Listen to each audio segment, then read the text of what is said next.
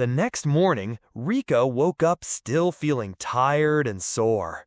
As soon as she opened her eyes, she remembered Takuya's sudden confession from the night before. Even though she wasn't drunk anymore, the memory felt fresh and clear. Her whole body ached, and she couldn't help but think the stress from last night had made her muscles hurt. She found it kinda sad and funny at the same time. She was now the woman who got muscle pain just from being asked out. Meanwhile, Takuya was full of regret. He wished he could rewind time and take back what he said. He thought about how easy it would be in a video game, just reload and start again. He blamed himself for not being around women enough and thought maybe that's why he suddenly blurted out a confession. Then a thought crossed his mind. What if Rika's long silence meant she was thinking about saying yes? But he quickly pushed the idea away, thinking it was just him being too hopeful. Just then, someone knocked on his door. Takuya thought for a moment it might be Rika, ready to talk about what happened. But it was only Gonda, his coworker, wearing a flashy jacket with an idol group logo on it. Gonda immediately started chatting about his love life. Takuya, still trying to sort out his own feelings, told Gonda he didn't want to hear it and reminded him not to ask him for dating advice. But Gonda had another reason for visiting. He had been using dating apps and was excited to share what he'd learned. He even showed Takuya pictures of women he matched with and proudly said he now understood a woman's heart. Takuya was shocked when he found out Gonda had spent 60,000 yen on the app. Gonda explained it was common now and said even some of their coworkers had secretly found their partners through apps. He claimed group dates were old-fashioned now. Takuya asked why Gonda wasn't just asking out Komiya, his office crush. Gonda said that was just a dream. He felt like time was running out to find someone, especially since he didn't think he had much to offer. He admitted that even the dating apps weren't going well. The women he liked didn't respond, and the ones he matched with made him nervous, especially one who claimed she could see ghosts. Then, Gonda admitted that today wasn't even a real date. He was meeting another fan of an idol group they both liked, and he was nervous about going alone. He asked Takuya to come with him just in case the meeting got too awkward or uncomfortable. Takuya didn't know what to say. It all felt strange and silly. At the event, the woman Gonda was meeting, Cowori, arrived wearing the same kind of colorful fan jacket as him.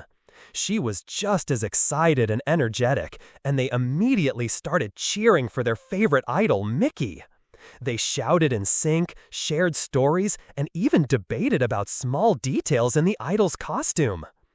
Gonda was surprised that Cowori didn't look exactly like her profile photo. But Cowori laughed it off, saying people can't always show everything up front. Still, they had fun talking about their shared love for the idol group Ambitious 7. Time passed quickly, and when Cowori had to leave, she gave Gonda her phone number and said she was free to talk later that night. Gonda was thrilled and felt that dating apps were amazing after all. A few days later at work, Takuya noticed Rika seemed distant again. Meanwhile, Gonda was full of excitement. He told Takuya that he and Cowori had talked on the phone for 3 nights straight and felt like old friends. He was so happy, he suddenly announced that he wanted to marry Cowori. Takuya was shocked and told Gonda he might be rushing things since he didn't really know Cowori yet. But then Takuya remembered how he had also criticizing.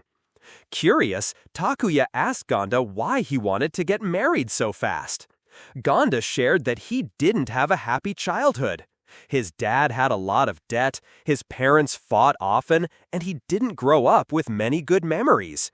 But he was close to his oldly told her he wanted to date her and eventually get married. Cowori looked at him quietly, then led him to a daycare center. A teacher there introduced a young boy named a single mother and asked if Gonda still meant what he said. Gonda was stunned. He didn't know how to react at first. and Cowori, noticing his silence, kindly told him not to feel pressured and said goodbye. Later that night at a bar, Gonda sat with Takuya looking shaken. Takuya asked how he felt about Cowori having a child. Gonda said it didn't bother him, though he admitted he panicked for a moment. Still, he wasn't sure what to do next. At work, Gonda tried to act normal, hiding his feelings even from Komiya. But he later messaged Cowori asking to meet again at the restaurant where they first bonded over idol photos.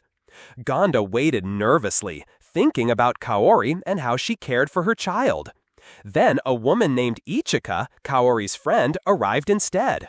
She explained that Cowori couldn't come and had sent her to pass on a message. "Don't worry," and "thank you." Gonda asked if Cowori didn't like him anymore, and Ichika gently said that introducing someone to your child is a big step. It means a lot.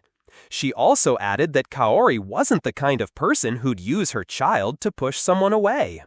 Later, Gonda told Takuya he was going to stop talking about marriage. He admitted he had been rushing things and wasn't truly ready.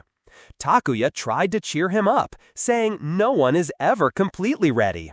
But Gonda still felt bad, thinking he had let Cowori down when she believed in him. He called himself the worst. Watching all this, Takuya realized how much Gonda cared and how sincere he was. It made Takuya think deeply. Had he ever truly thought about Rika's feelings like that? The thought touched him more than he expected.